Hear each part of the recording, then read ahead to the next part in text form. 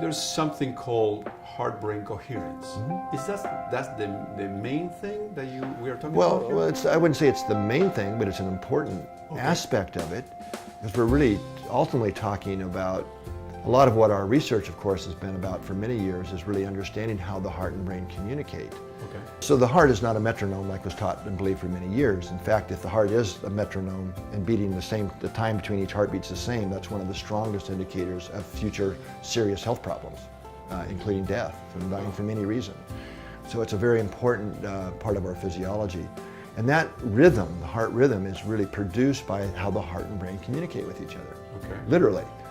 So it's this two-way dialogue that it causes these beat-to-beat changes in our heart rate. And the heart is literally beating out messages in our heart rhythm.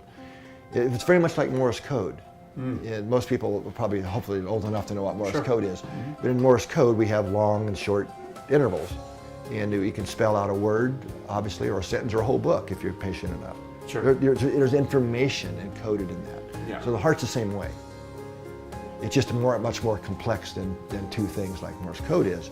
So it's these interbeat intervals that are communicating information not only between the heart and brain, but to the whole body. Through the heart rhythms. So this variation between beats is important, actually. It's better than if it's exact, no? Oh yeah, it's critical. So not only is it always changing, but it's beating out very specific patterns, and that's what I meant by quality of information. So when the heart and brain are well aligned and communicating and working well together, the rhythm of the heart becomes to a very distinct pattern that we call coherence.